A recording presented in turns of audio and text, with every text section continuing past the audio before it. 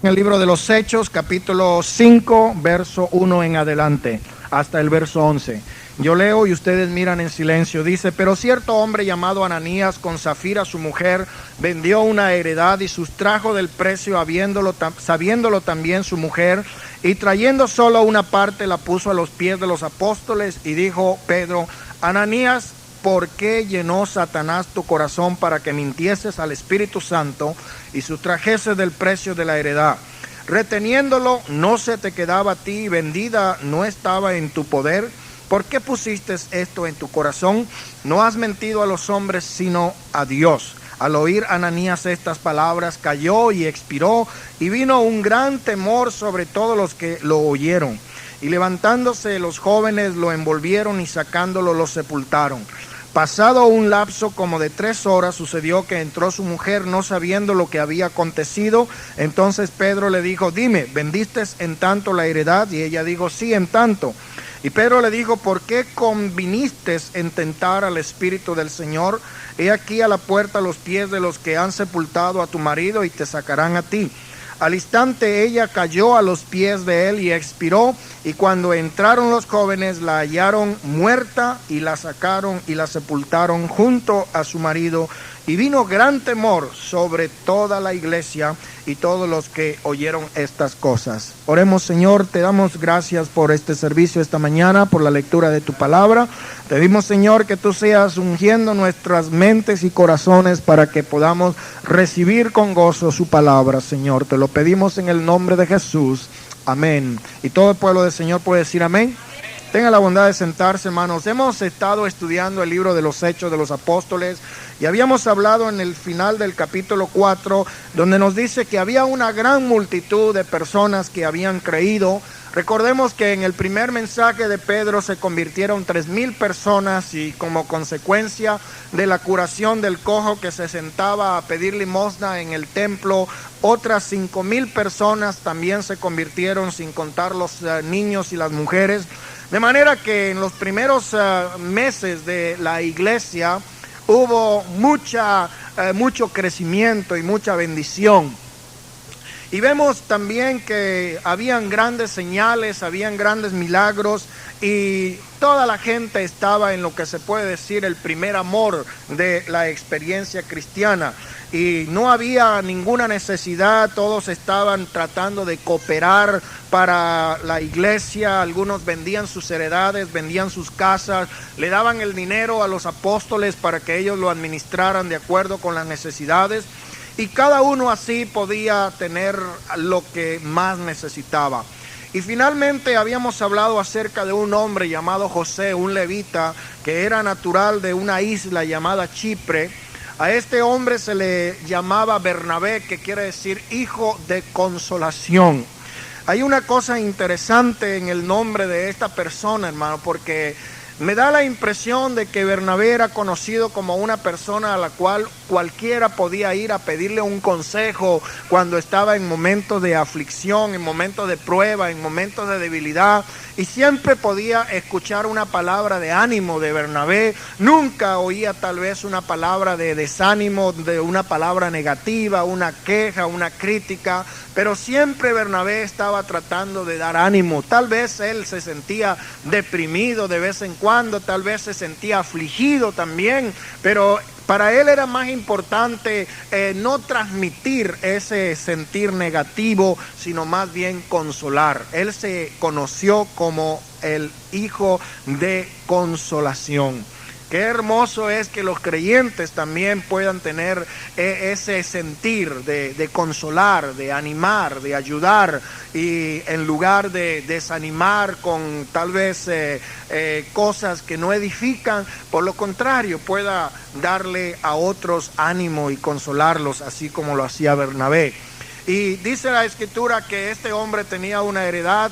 La historia nos dice que era un hombre muy rico, y vendió la heredad y la repartió, lo trajo a los pies de los apóstoles para que hicieran ellos conforme les pareciese. La iglesia primitiva no estaba en cierta forma sujeta a lo que podemos llamar nosotros el diezmo de la ley, porque de acuerdo con la ley de Moisés, cada judío tenía que apartar 3 diezmos. Tenía que apartar el diezmo para el levita, tenía que apartar también un diezmo para los pobres y un diezmo para los extranjeros. De manera que la taxación del pueblo de Israel era bastante grande, pero Israel había aprendido la bendición de Jehová consistía en dar. Y la Escritura en el Nuevo Testamento también nos dice que Dios ama al dador alegre. Y dice la palabra del Señor que el que siembra escasamente también escasamente va a cosechar. No sabemos cuándo la iglesia comenzó a adoptar el diezmo que se entregaba en el antiguo pacto a los sacerdotes, porque ya la iglesia entendió que no estaban bajo el sacerdocio levítico, sino según el sacerdocio de Melquisedec. Y una de las ideas equivocadas que hay en muchas personas que se oponen al sistema económico de la iglesia es que el diezmo era algo que pertenecía a la ley. Sin embargo, nosotros sabemos que la ley fue dada a Moisés en el monte Sinaí, pero la institución del diezmo era mucho anterior a la aparición de la ley. Porque recordamos que cuando Abraham regresaba con los despojos de la guerra, se le apareció este personaje que la Biblia llama Melquisedec, y Abraham dio de sus diezmos a Melquisedec. Y más adelante encontramos también el nieto de Abraham, llamado Jacob, que él prometió a Dios que de todo lo que Dios le bendijese, él iba a apartar la 10ª parte, 10 centavos por cada dólar, para traerlo a la iglesia, o mejor dicho, para el Señor. Damos gracias a Dios porque nosotros entendemos que la prosperidad y la bendición material consiste en cumplir con aquellos principios que Dios ha establecido en su palabra desde hace mucho tiempo. Y por esa razón, hermanos, es que en la iglesia primitiva había mucha abundancia, porque los primeros cristianos estaban totalmente entregados a su fe.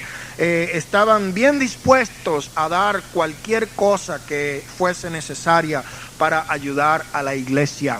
La gente comenzó a hacerlo voluntariamente. No había una ley, no había una ordenanza, no había un mandamiento que dijese, bueno, todo el mundo tiene que vender sus casas y tiene que vender sus bueyes y tiene que vender su ganado y entregarlo a la iglesia. Sino que esto fue algo que surgió en base a la necesidad de la gente y también basado en el amor. Dice la palabra del Señor que en esto conocerá el mundo que sois mis discípulos, en que os amaréis los unos a los otros. Y la Biblia también nos dice que Dios es amor, y el que no ama no conoce a Dios. Si alguno dice que ama a Dios y no ama a su prójimo, el tal es mentiroso, porque si no ama al que ve, ¿cómo podrá amar a aquel a quien no ve? Y basado en este fruto del Espíritu, según encontramos en el libro de Gálatas capítulo 5, los frutos del Espíritu, el primero que encabeza la lista es el amor.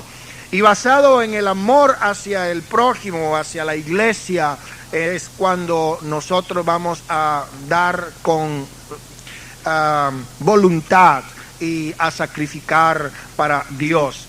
No hay nada que nosotros podamos dar a Dios que se pueda comparar con lo que Él ya dio para nosotros. ¿Cuántos pueden decir gloria al Señor?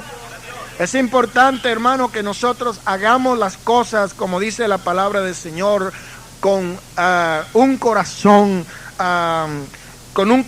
sincero. ¿Sabe por qué? Porque la Biblia dice que Dios ama al dador alegre. Y hay muchos que pueden dar, pero lo dan en una forma de obligación, y hay otros que tal vez lo pueden dar por presunción. Vamos a encontrar la diferencia entre Bernabé, hijo de consolación, aquel hombre llamado José, natural de la isla de Chipre, y que era un sacerdote levita. Él trajo a los pies de los apóstoles y lo hizo con alegría, lo hizo con el corazón, lo hizo sin hipocresía, lo hizo sin interés de vanagloriarse. Y por esa razón a Dios le agradó su ofrenda. Posiblemente muchos quisieron seguir el ejemplo de Bernabé y trataron de hacer lo mismo, pero con una intención diferente. Por eso es que no debemos de dejarnos guiar únicamente por la acción, sino por el motivo que conduce a esa acción. ¿Por qué estoy haciendo lo que estoy haciendo? ¿Para qué lo estoy haciendo? Dice la palabra del Señor que cierto hombre llamado Ananías, con su esposa Zafira, también vendieron una propiedad.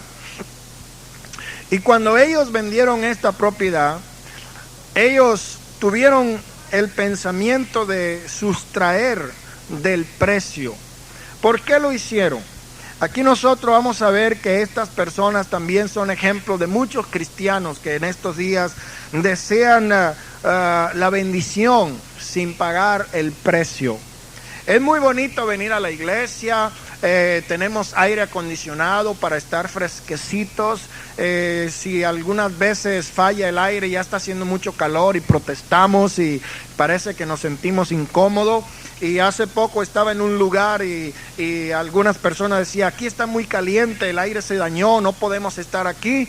Y otra persona quiso como protestar y dijo, pues yo no sé por qué se incomodan porque no hay aire acondicionado, si de allá de sus países, de sus ranchos, de donde vienen, ni electricidad tenían, y ahora con esa monería que si no hay aire acondicionado no están cómodos. Pero venimos a la casa de Dios y sabemos que está limpio, sabemos que hay asientos, sabemos que todo está en orden.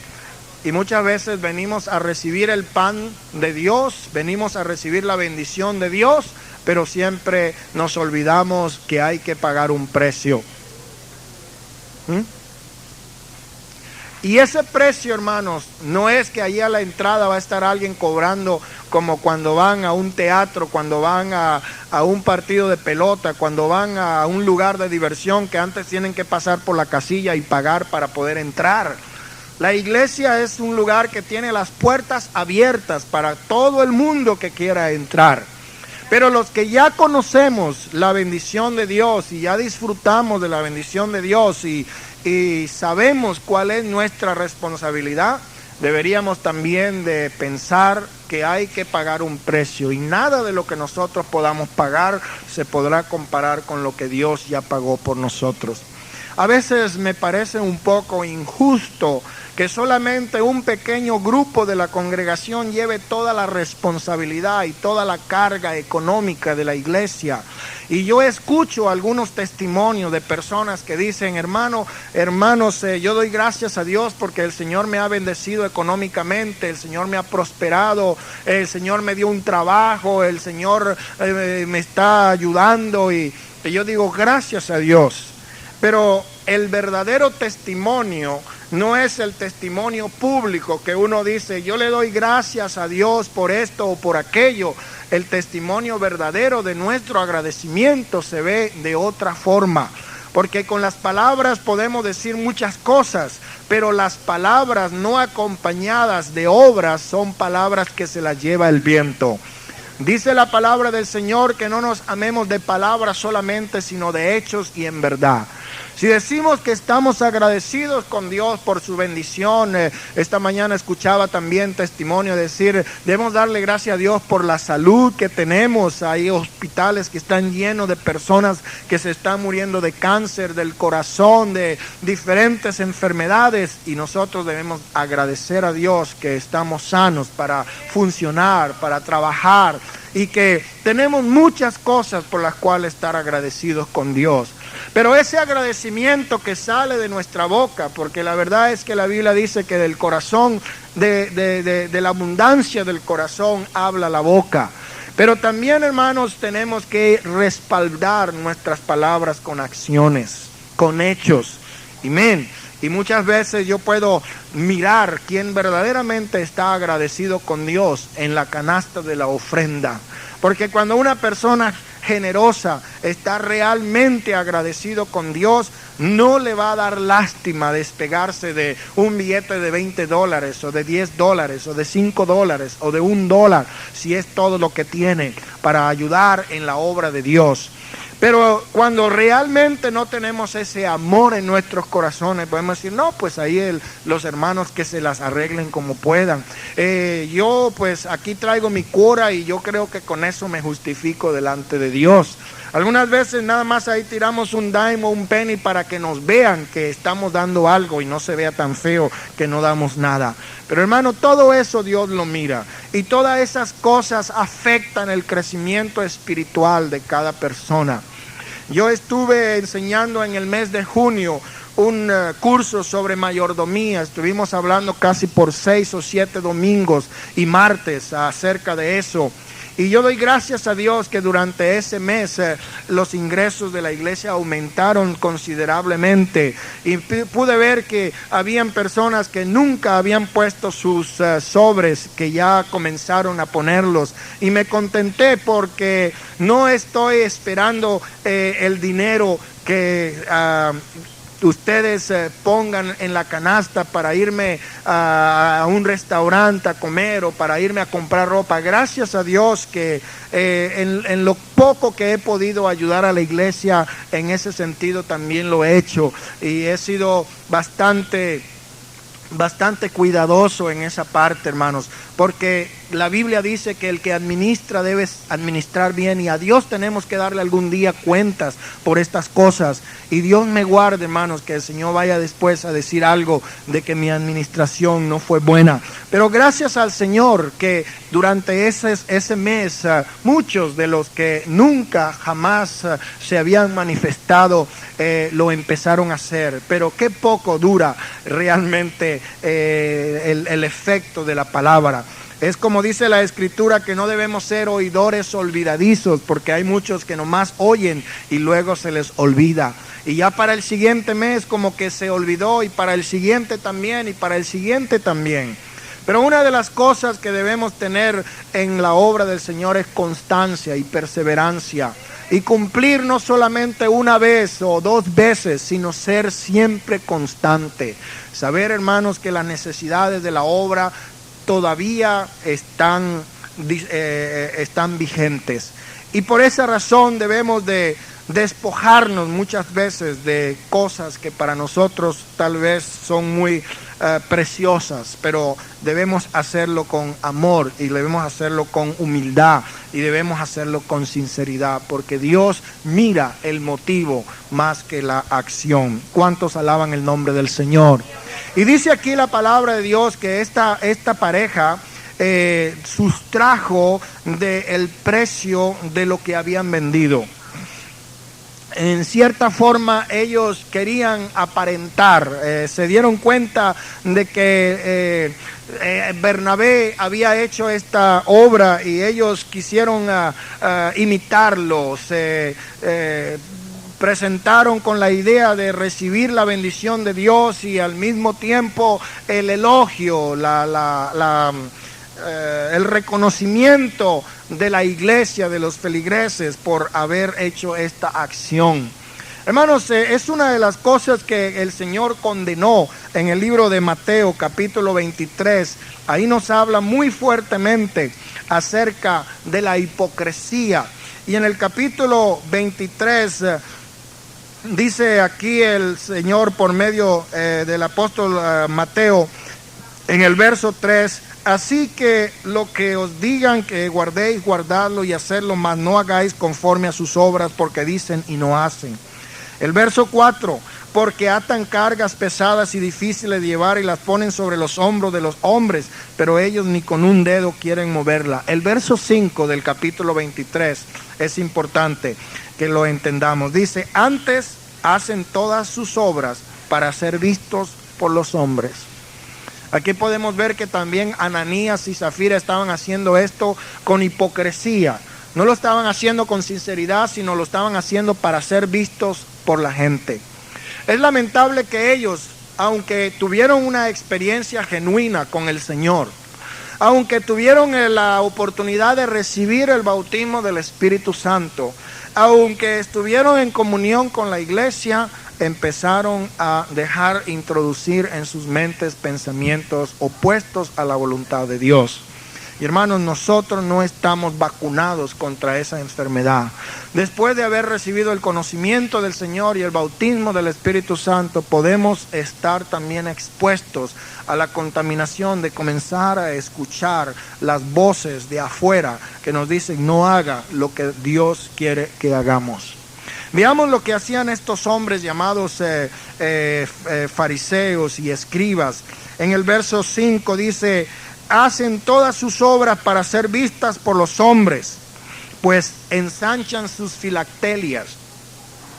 Las filactelias eran unas tiras de cuero en las cuales se escribían textos de la Escritura. Había que poner en una cajita en la frente y amarrarla con una cinta de cuero, y ahí habían textos de la ley, y estos hombres tenían en sus mangas flecos que eran tiras de cuero, y en esas tiras escritos textos de la Biblia.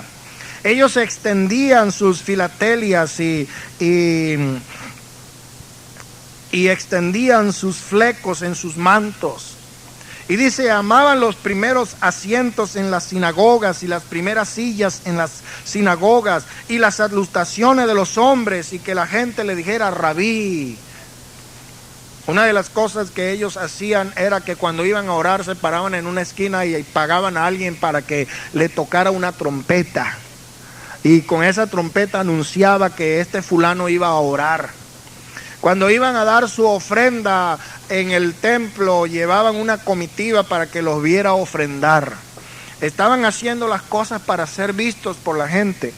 Y el que anda buscando honra de hombre, honra de hombres va a recibir.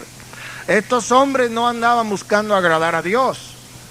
Ellos andaban tratando de exhibir su santorrenería, y muchas veces hasta se burlaban de los demás y decían: le doy gracias, oh Dios, que no soy como este publicano, como esta pecadora. Yo sí, de veras, Señor, soy santo, porque yo ayuno 3 veces por semana y doy ofrendas y diezmo de todas las cosas y estoy cumpliendo con la ley.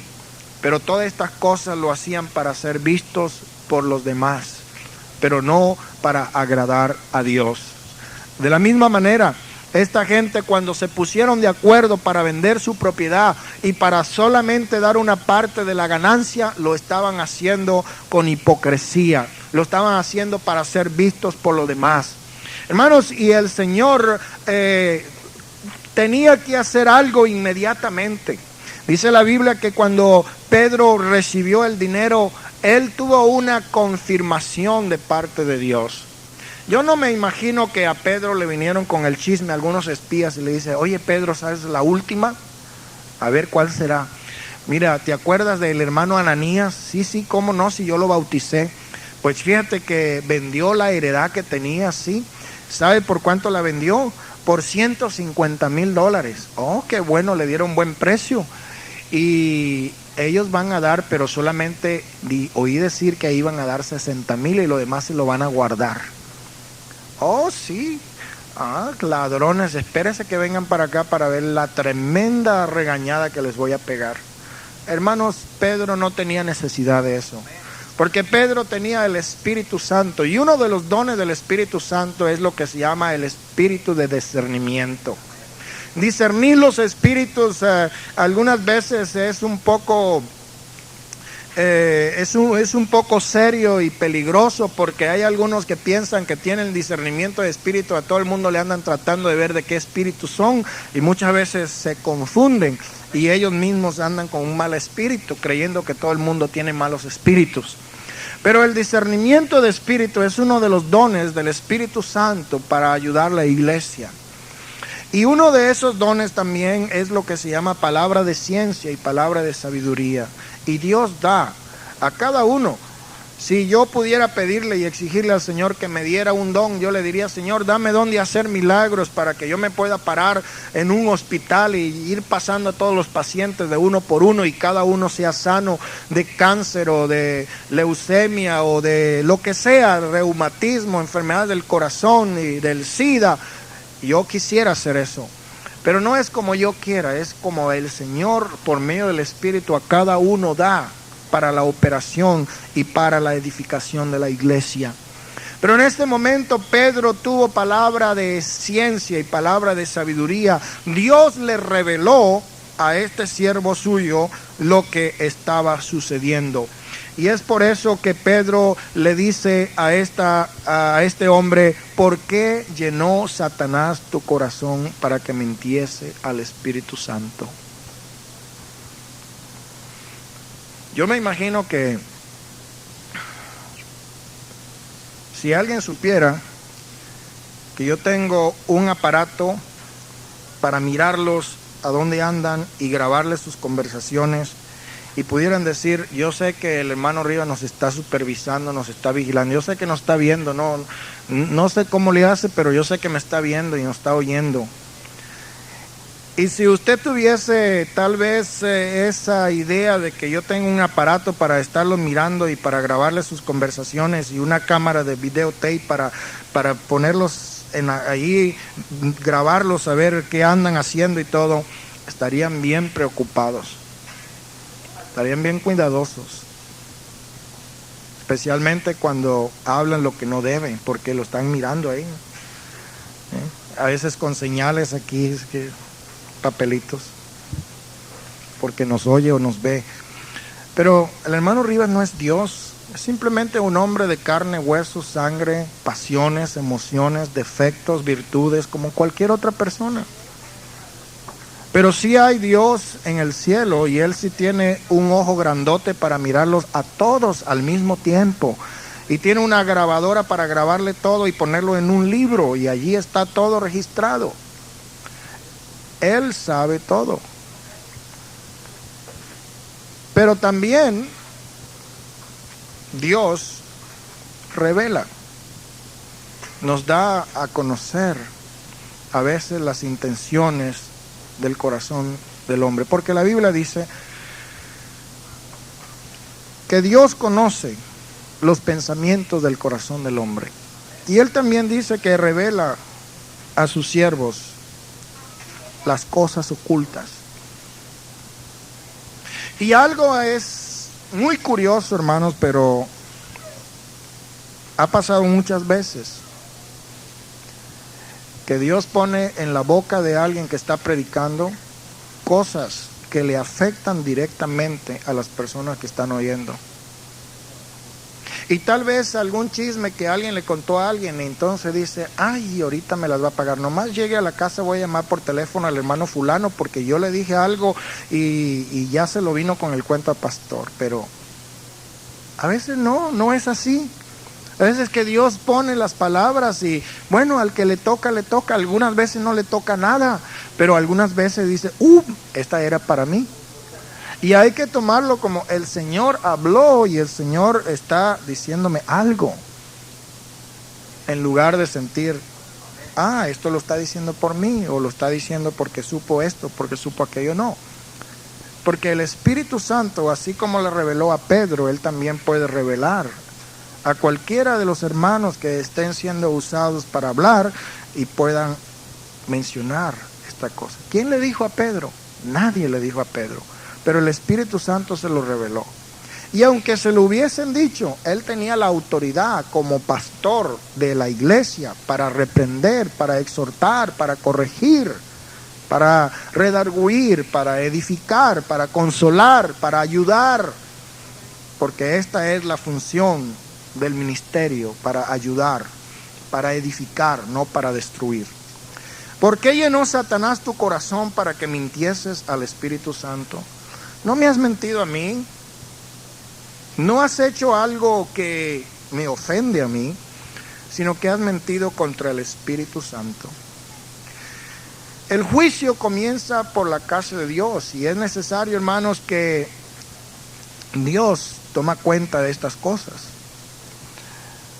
En primer lugar, aquella gente mintió contra el Espíritu, y por esta razón le llegó el juicio, porque retuvieron, no porque retuvieron una parte de la heredad, porque también el apóstol Pedro le dice: si la hubieran querido tener, se la hubieran podido quedar con ella.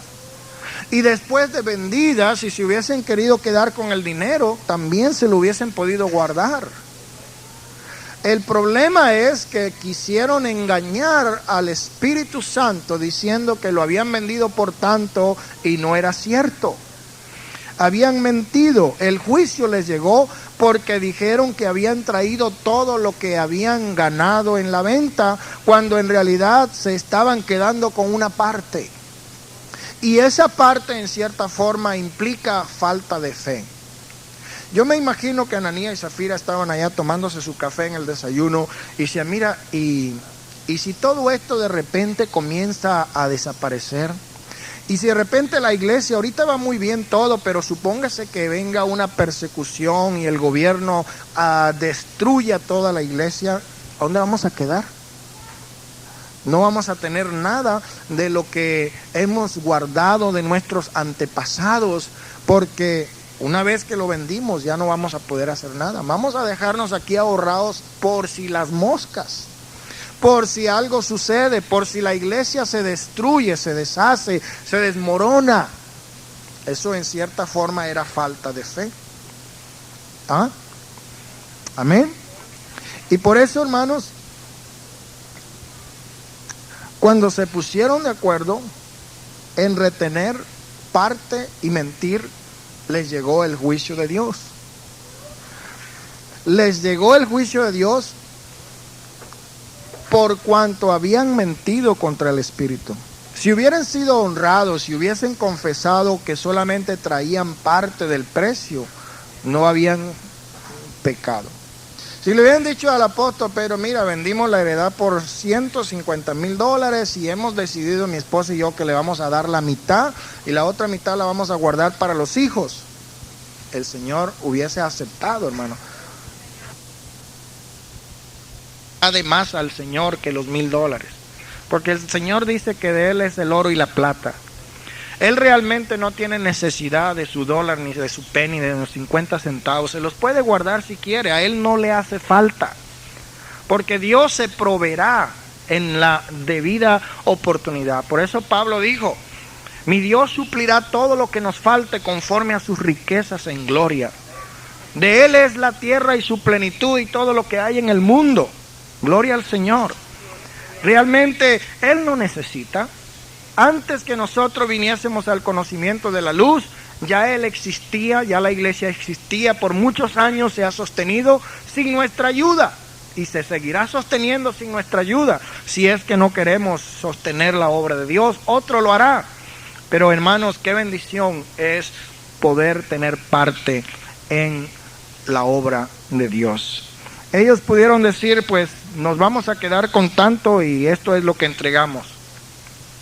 Pero por su acción podemos ver que definitivamente lo estaban haciendo con hipocresía. Y por eso Pedro le dijo que esto era un pecado contra el Espíritu Santo. Y este pecado también tenía que ver con la consagración de ellos. Ellos dijeron que traían todo cuanto habían recibido, pero no era así. Y ese mismo pecado se comete en nuestros días, hermanos, cuando una persona profesa entregarse plenamente al Señor, cuando sabe que está reteniéndose algo. Una persona nunca debe de dedicarse al Señor si no está dispuesto a pagar el precio completo y entregarse completamente a Dios. Porque de otro modo sería lo mismo que el pecado que cometieron Ananías y Zafira. Vamos a mirar algunos ejemplos en el Antiguo Testamento donde hay algunas referencias similares a estas. En primer lugar, vamos a mirar Caín. La Biblia nos dice que Caín asesinó a su hermano y lo encubría. Cuando Dios le preguntó, ¿dónde está tu hermano? Y dice, pues ¿qué vas a ver yo? ¿Acaso yo soy el guarda de mi hermano? Yo no ando cuidándolo, yo no soy el babysitter de él ya está grandecito, él ya sabe por dónde va. Le dice, no, es que la sangre de Abel tu hermano clama desde la tierra. ¿Qué hiciste con él? Él lo había asesinado y se ocultó. Se trató de justificar, encubrió lo que había hecho. Pero ya Dios lo sabía, ¿verdad? En segundo lugar, vamos a encontrar también un hombre que es llamado Acán, el cual traicionó el pueblo de Dios, desobedeciendo al mandato de no tomar ninguna posesión de los incircuncisos. Sin embargo, él tomó un lingote de oro y un manto babilónico, y por esta razón Dios también lo castigó. En el tiempo de la revelación, no de la revelación, sino de la desobediencia de Core, él pecó con su pecado de altivez y de presunción. Y Saúl con su pecado más grande, que fue la desobediencia a el mandamiento de Dios. En una oportunidad los hijos de Leví estaban en el deber de encender fuego en el tabernáculo, y ellos tenían que tomar del fuego del altar para ir a encender, y dice la Biblia que tomaron fuego extraño, y cuando ellos tomaron el fuego extraño y fueron a tratar de usarlo en el lugar santo, aquel fuego los consumió, se quemaron, se murieron. De la misma manera, cuando David trató de llevar el arca de la misma forma como lo habían llevado los filisteos en una carreta, la primera persona que lo tocó se murió, y él tuvo que hacerlo como Dios quería que se hiciese. ¿Cuántos alaban el nombre del Señor? Entonces vemos que por el pecado de este hombre tuvo que venir este juicio. Veamos también que aquí en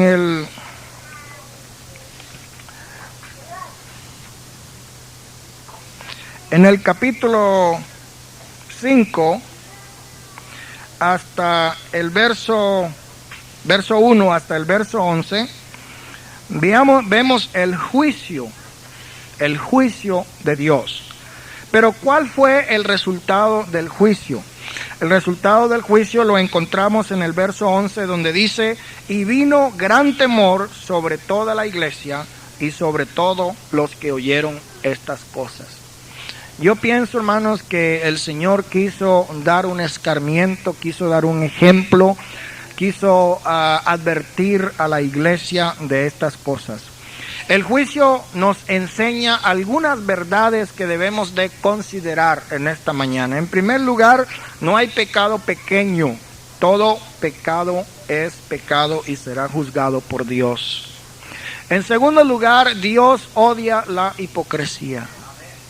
En tercer lugar, el pecado en la iglesia es más serio que entre los pecadores.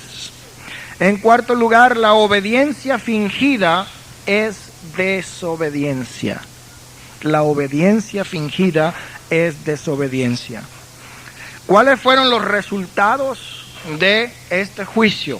Los resultados del juicio fueron los siguientes. En primer lugar, se conservó la pureza de la iglesia. En segundo lugar, los creyentes experimentaron un nuevo poder. Y en tercer lugar, hubo un temor saludable y piadoso que vino sobre toda la iglesia para conservar la pureza y la santidad. También como resultado de esto vamos a ver en el verso 12 hasta el verso 16. El capítulo 5, verso 12 al 16 dice así: y por la mano de los apóstoles se hacían muchas señales y prodigios en el pueblo, y estaban todos unánimes en el pórtico de Salomón. De los demás ninguno se atrevía a juntarse con ellos, mas el pueblo los alababa grandemente. Y los que creían en el Señor aumentaban más, gran número de hombres como de mujeres, tanto que sacaban los enfermos a las calles y los ponían en camas y lechos, para que al pasar Pedro o a lo menos una sombra cayese sobre ellos, sobre alguno de ellos. Y aún de las ciudades vecinas muchos venían a Jerusalén trayendo enfermos y atormentados de espíritus inmundos, y todos eran sanos. Bueno, por la mano de los apóstoles, después de este problema que sucedió, vinieron muchos milagros, sanidades, prodigios, señales. Dice la palabra del Señor que el número de los creyentes aumentaba cada día, aumentaba gran número de hombres y mujeres. Hay un proceso de crecimiento normal. Y en ese crecimiento normal, el niño, hablando naturalmente, comienza a desarrollarse tanto físicamente como intelectualmente y emocionalmente. Cuando un niño se desarrolla en una manera normal, de acuerdo con ese proceso, va atravesando por ciertas fases o etapas hasta llegar a ser una persona madura.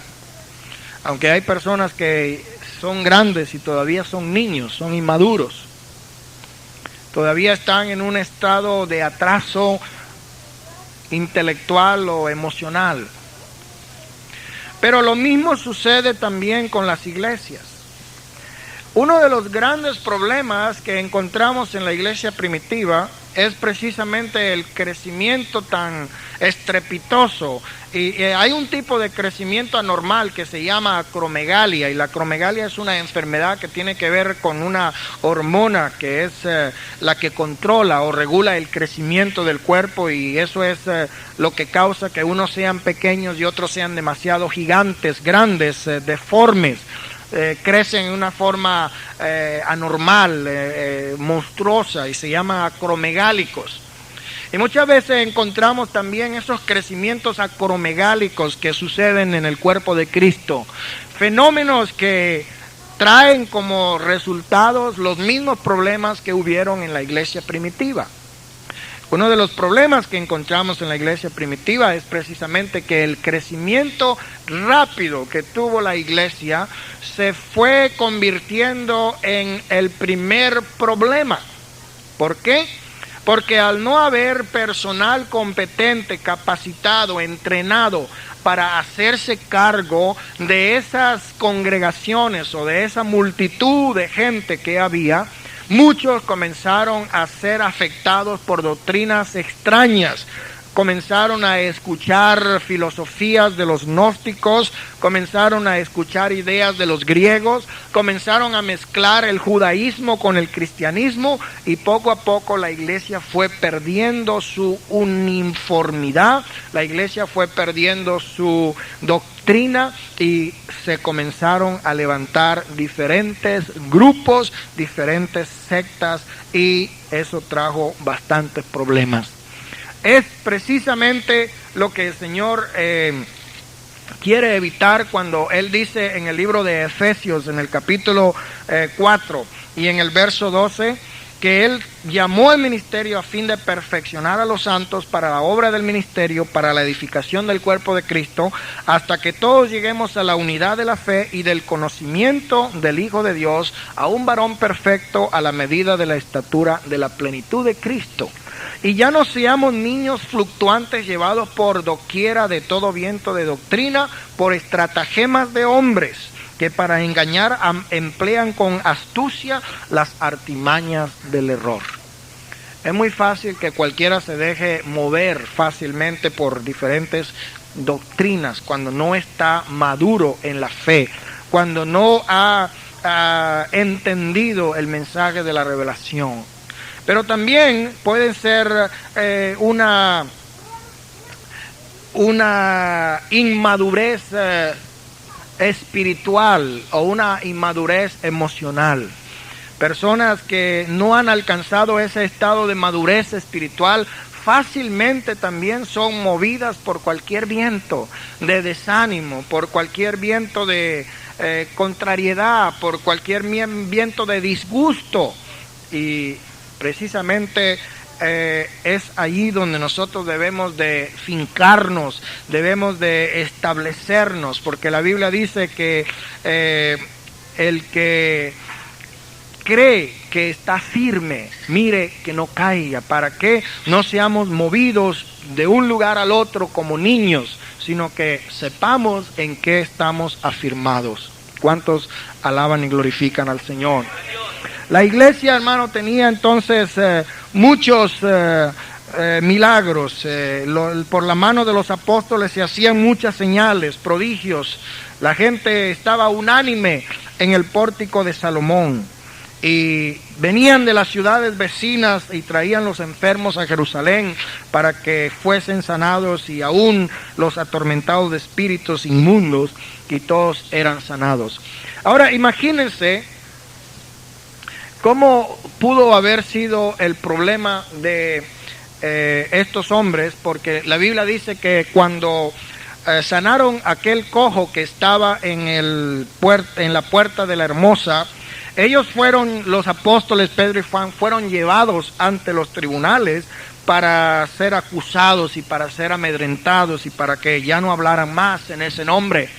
Y dice la Escritura que del verso 17 al verso 28, que después que tantas personas estaban siendo sanas, se levantó el sumo sacerdote con todos los que estaban con él, los saduceos, y se llenaron de mucha ira, de mucho celo, de mucha cólera, y comenzaron a hacer un plan para echarle mano a los apóstoles y ponerlos en la cárcel pública.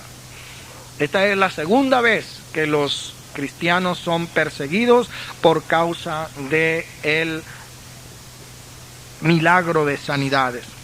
Sin embargo, ahí estaban los hermanos en la cárcel, tal vez dispuestos a que al día siguiente los amenazaran, los mataran, pero también contentos. Dice la Escritura que ellos estaban allí en la cárcel pública cuando vino de noche un ángel del Señor y les abrió las puertas y los sacó. Y le dijo el ángel: váyanse puestos en pie, párense en el templo y sigan anunciando el evangelio al pueblo. Sigan diciéndole al pueblo todas estas palabras. Entonces miramos, hermanos, que aunque quisieron encerrar, aunque quisieron encarcelar a esta gente para que no hablara, la palabra no podía ser encarcelada. Habiendo oído esto, dice el 21, entraron por la mañana en el templo y enseñaban. No tuvieron miedo de si nos van a meter a la policía otra vez, no, sino que ellos volvieron y siguieron insistiendo en enseñar. Y cuando escucharon que los que habían puesto en la cárcel estaban otra vez allí en el templo, ellos habían convocado una reunión con los ancianos de Israel y mandaron a traer a los presos. Pero resulta que los presos ya estaban en el templo predicando. Ya no estaban presos. Pero cuando llegaron allí los alguaciles y no los hallaron en la cárcel, vinieron y dieron aviso diciendo: los que estaban presos ciertamente no están, pero la cárcel estaba cerrada con toda la seguridad, los guardias estaban afuera ante las puertas, pero cuando abrimos no hallamos a nadie. ¿Por dónde se escaparon? El Señor los sacó. Este es un milagro que muestra que Dios es poderoso para librar a sus hijos de cualquier peligro en que se encuentren. Y estaban ellos allá pensando qué era lo que había sucedido, cuando otros vinieron y le dijeron: los que ustedes pusieron en la cárcel están en el templo enseñando al pueblo. Y por eso el jefe de la guardia se fue con los alguaciles y trajo a esta gente por las buenas, porque le tenía miedo al pueblo de que podían ser apedreados. Y cuando los trajeron al concilio, les intimidaron, le hicieron una pregunta: no os hemos mandado estrictamente que no enseñen en este nombre, y ahora habéis llenado a toda Jerusalén de vuestra doctrina. ¿Cuánto tiempo había sucedido? Apenas en menos de un año, toda Jerusalén estaba llena de esa doctrina. No había radio, no había televisión, no habían imprentas, no habían micrófonos, no habían altoparlantes, no habían guitarras eléctricas, pero más de 200,000 personas que vivían en Jerusalén ya conocían acerca del nombre de Jesús. ¿Cuánto glorifican al Señor? Y solamente eso, ellos decían: y nos echan sobre nosotros la sangre de este hombre. Bueno, ellos mismos se la echaron. La sangre de este hombre sea sobre nosotros y sobre nuestros hijos y los hijos de nuestros hijos, porque sabemos que es culpable. Entonces fue cuando el apóstol Pedro se puso en pie otra vez y dijo: ustedes ya saben que es necesario obedecer a Dios antes que a los hombres. Es la segunda vez que él utiliza esta escritura: para reprenderlos y decirle, ustedes saben que no podemos desobedecer lo que Dios nos ha mandado hablar.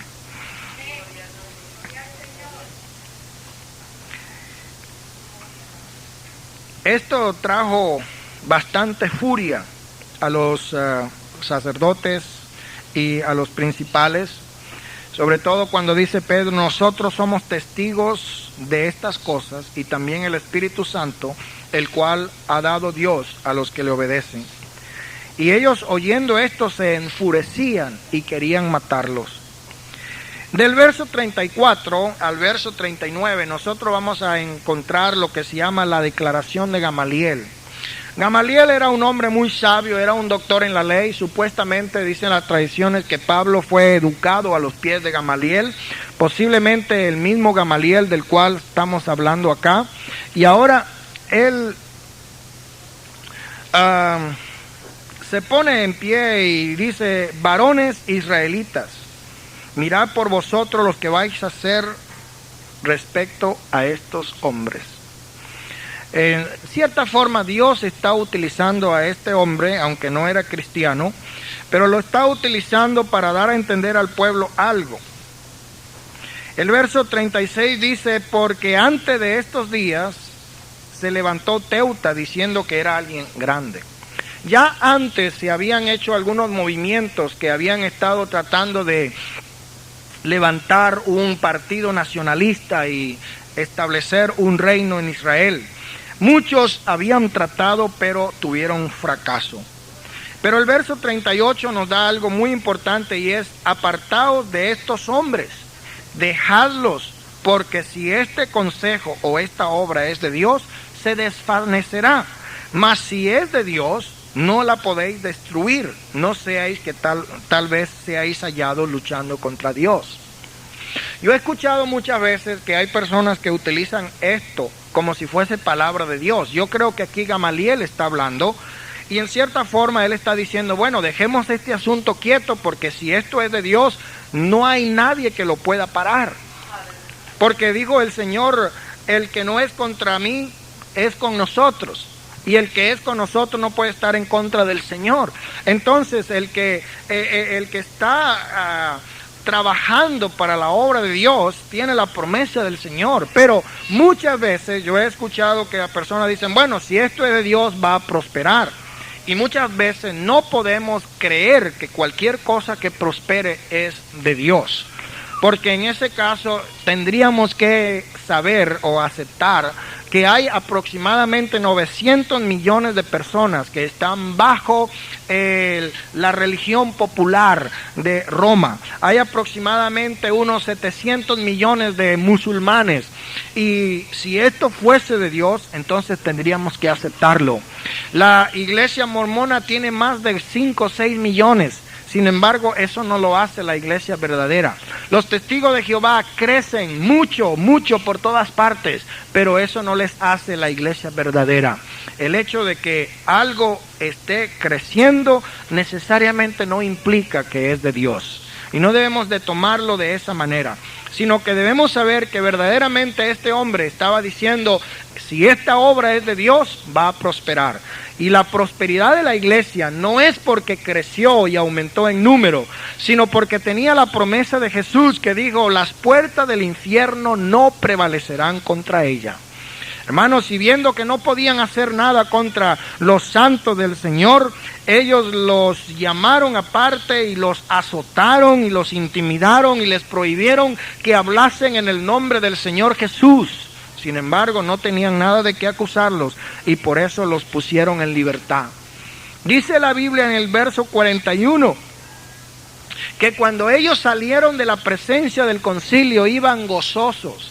Después de haber sido golpeados, amenazados, encarcelados, empujados, ellos iban gozosos. ¿Por qué iban gozosos? Porque habían sido dignos de padecer afrenta por causa del nombre del Señor Jesús.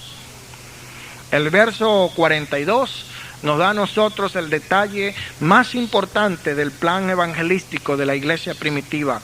Todos los días no solamente el domingo por la tarde, sino todos los días, en el templo, no solamente en la iglesia, sino también en las casas.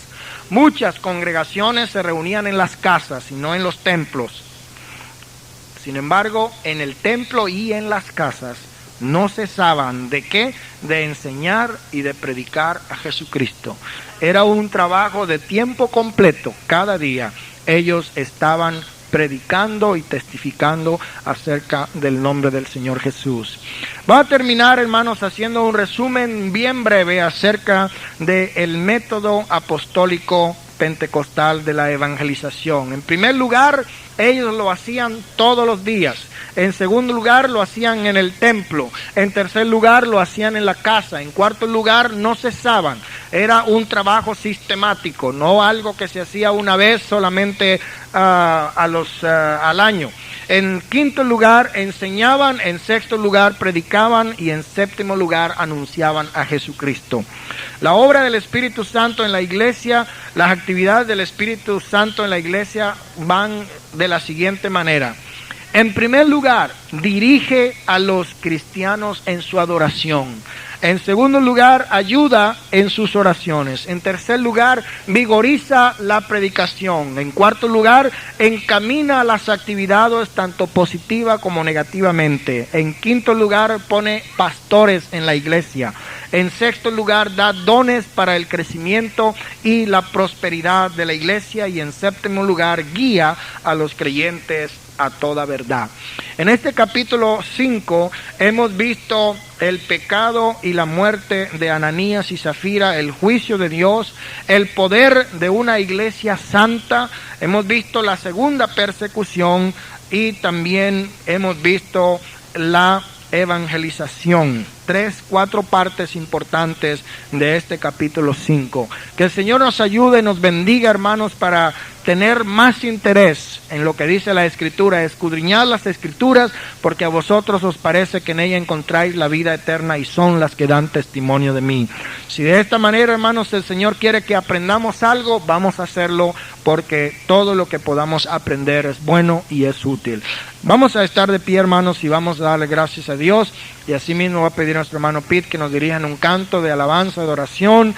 Y hace días que no pasamos a los cumpleañeros y a los que están de aniversario. Y yo le voy a pedir al hermano que está encargado de esta parte que también presente esta oportunidad, hermano.